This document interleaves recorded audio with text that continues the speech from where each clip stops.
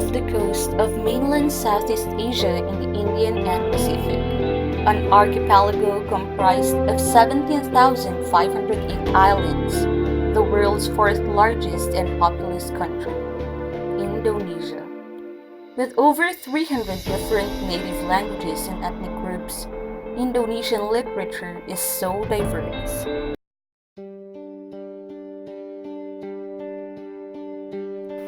Indonesia's literary legacy includes centuries-old palm bamboo and other fiber manuscripts, but just like other literature, the literature of Indonesia started with stories transmitted orally. Annabel Gallop, the head of the Southeast Asian section at the British Library, in charge of the Indonesian and Malay collection, together with Feby Indrani, an Indonesian author and journalist, proved in their interview with Georgina Goodwin during the 2019 London Book Fair the importance of oral tradition in Indonesian literature. Annabel, if we could come to you now and ask about, really, I suppose, the dawn of Indonesian literature, because I know you have some of the very earliest works here at the British Library. I mean, as Feby says, Indonesia is an enormous and extraordinarily complex country, thousands of islands, hundreds of different ethnic groups and languages. But interestingly enough, only about 15 of those languages have ever been written. So we have manuscripts in the British Library in those main languages, which are Malay, Javanese, Balinese, Bugis and Batak. But what that tells you is how important orality is in Indonesian literary tradition. So stories were told and listened to, and even our manuscripts going back hundreds of years were not designed to be read individually by one person. They were designed to be read aloud to an audience, often at night. They're very evocative. Sometimes in the manuscripts they say, please take care of this precious book. Don't let any beetle spit fall on it or any lamp soot blacken it. And so you can just imagine the situation at night where all the villagers are gathered together and these manuscripts are read out by lamplight while people are eating and chewing and having a social occasion. So that's the kind of backdrop to which stories were received. The earliest Javanese literature is written during the 9th or 10th century Common Era. An important position in this literature is occupied by the Javanese prose and poetic versions of the two great Hindu epics, the Mahabharata and Ramayana. Bharatayuddha is the Javanese version of the Indian literature Mahabharata, which was written in 1157 by Empu Sada on orders of the king of Kediri. On the other hand, the Javanese Ramayana has two versions. The Yogasvara Ramayana is attributed to the scribe Yogasvara, who was employed in the court of the Madang in central Java, while the Kakawin Ramayana is famous for having 2,774 stanzas in the Manipravala style, a mixture of Sanskrit and archaic Javanese prose. These two pieces of literature is famous until today and was adopted into TV series and are also one of the main subjects in wayang puppet shows.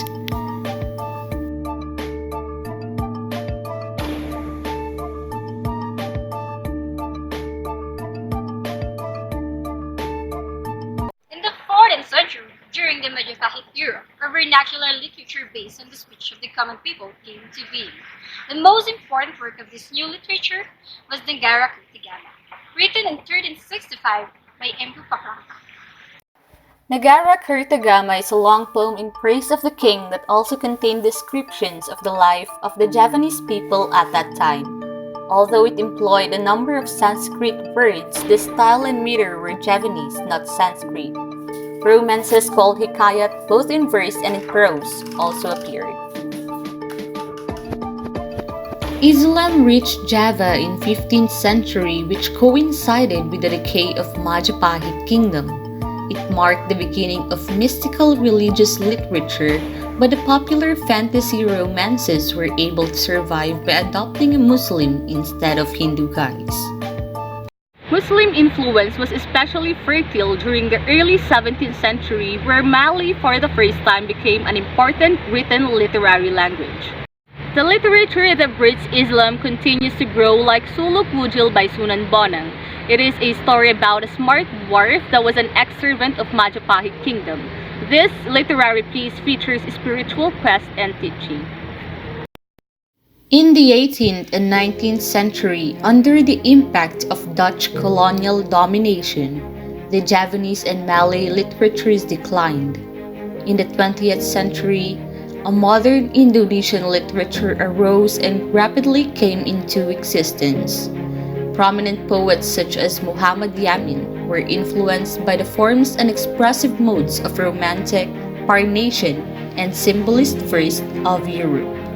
The first Indonesian novels also appeared in the 1920s and 30s, Sala Asuhan and Pertemuan Jodoh, which were typical regional works by Abdul Muiz and others in which the central theme is the struggle between the generations, between the stifling burden of traditionalism and the impulse for modern progress. Major works of this period includes Azab and Sengsara by Merari Siregar, Siti Nurbaya by Marar Wesley, and The Sinking of Vanderwyck Ship by Hamka. Tenggelamnya Kapal Vanderwyck or The Sinking of the Vanderwyck is one of the best works known in Indonesia. It was published in 1938 by the Islamic scholar Hamka, and the novel tells the love story between Zainuddin, a mixed-race man, and Hayati, pure Minang woman that is opposed because of social differences and life struggles that leads to a tragedy on sailing with Vanderwyck's ship. Siapa itu, Mak? Dia diberi nama Hayati, kecantikan ciptaan alam. Cantik sekali. Encik Hayati, pulanglah dulu. Pakai payung kok ini. Cinta hanyalah khayal dongeng dalam kitab saja. Kau limpapih rumah dan gadang. Zainuddin tidak bersuku. Engkaulah Zainuddin yang akan menjadi suamiku kelak. Bila tidak di dunia, engkaulah suamiku di akhirat. Hati cantik sekali. Gaun ini indah hati pakai. Jangan mau hidup engkau dirampas dan dirusak binasakan oleh perempuan itu. Engkau mesti tegak kembali. Hai, kekasihku. Keluar kau semuanya, pergi kau semuanya. Jung Priok akan terus kepada kapal Vanderwyck. Kapal Belanda paling besar, paling mewah ini, Bang.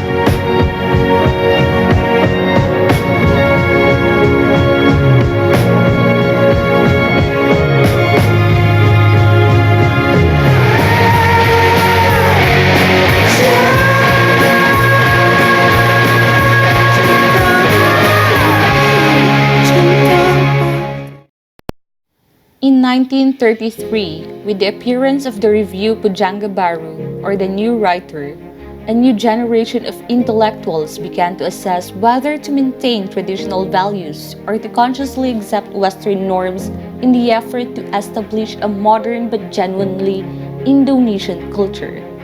This discussion was interrupted by the Japanese occupation of Indonesia in 1942, which eventually broke up a generation that was still closely bound to Indonesia's colonial situation. With the Indonesian nationalist revolution of 1945, a new generation of fervently nationalistic and idealistic young writers came to the forefront.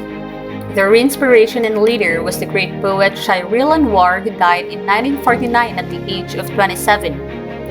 The most prominent writer to emerge at this time was Pramawidya Ananta Tower. His support for the revolution led to his arrest in 1947 by Dutch colonial authorities. He wrote his first published novel, Perburu I or The Fugitive, in 1950 while in prison. The novel describes the homecoming of an anti-Japanese rebel back to his home in Java. The stories are dominated by the ideas of community development towards the spirit of nationalism for independence.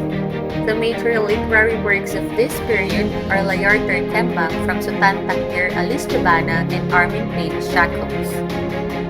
The political climate changed radically after the violent events that surrounded Suharto's assumption of power in 1965 to 1966. Strict government censorship was introduced and many writers were either imprisoned or silenced. Continued restrictions on freedom of expression limited literary activity during the following decades, although these restrictions were eased somewhat after Suharto's resignation from the presidency in 1998.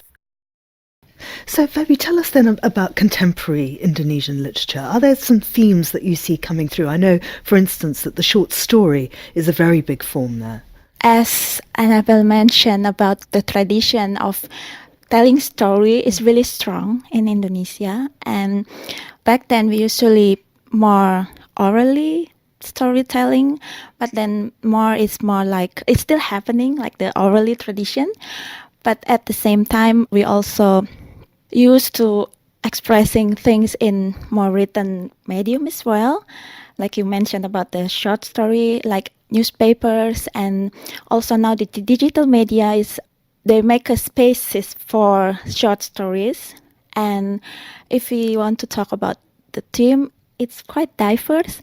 Like for example, especially after 1998, because as we know that before 1998 we were run under the dictatorship, like in New Order under Suharto era, and back then the freedom of expression is quite limited.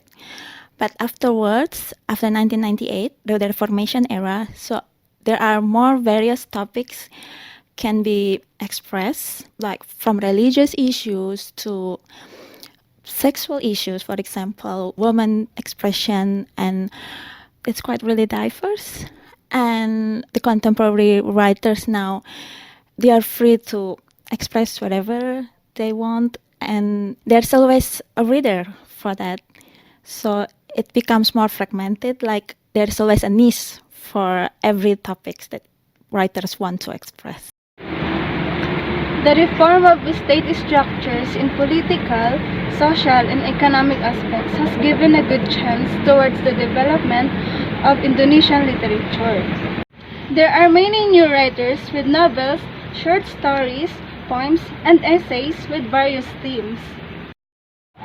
Freedom of expression provides creativity in the content of the story. A great example is found in the novel titled Saman, discussing about sex by Ayu Utami. The character of the open and free writing style became one of the uniqueness of the literature works in this period.